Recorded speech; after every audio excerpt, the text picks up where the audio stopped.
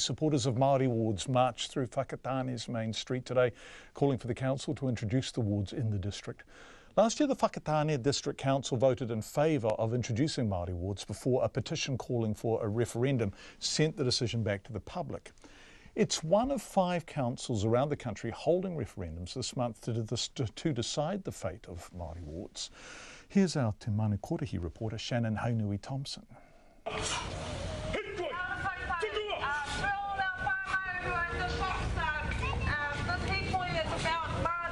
The speakerphones were out in force today as about 100 people, including Waiariki MP Tamati Coffey, marched down the Strand in Whakatane.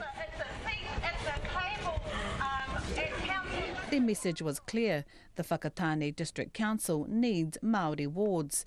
Tānei Lee has been part of the group which has organised a number of events in recent months, pushing for voters to say yes to Māori wards in the district. She says today's Hikoi is about ensuring Māori are seen and heard in the district where Māori make up more than 40% of the population. And you've got our tamariki and mokopuna growing up and not seeing their faces represented on the council. It just perpetuates that cycle of colonisation. So that's one of the things that this is actually a really important kaupapa to change, so that we can look to the future for our mokopuna, and they'll be the ones hopefully sitting at the table one day too. Former New Plymouth Mayor Andrew Judd was invited to help lead today's Hikoi. Mr Judd made a public stand for Māori wards in his district in 2015, although voters overwhelmingly rejected that in a citizens-initiated referendum. 3 years later, he says today's Hikoi is helping to move the conversation around Māori wards forward. You can feel the love right in the air, and you can feel the power and the passion of unity, and that's what it's all about. So for everyone to come out, and the kids, we're their role models for tomorrow. Mr Judd describes himself as a recovering racist and encourages other Pākehā to take a deeper look at their attitudes towards Māori. Now, I'm Pākehā. I'm 53 years old. My country raised me to have a certain view towards not only my country but towards Māori. It kept me fed, it kept me scared and ignorant. It actually fed my racism.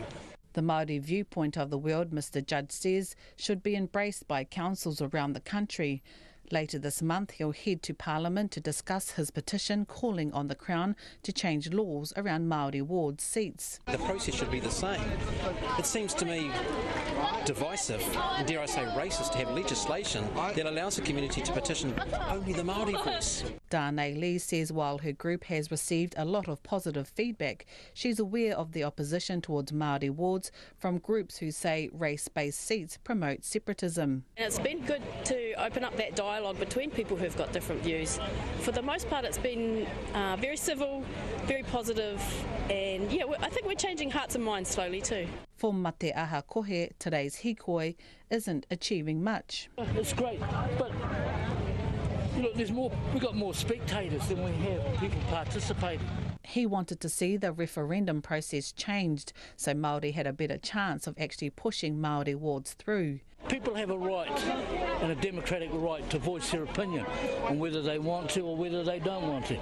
Right now we're seeing non-Māori have an advantage of 4-1. What hope have Māori got? Voting for the Whakatane District Council referendum ends on May the 19th.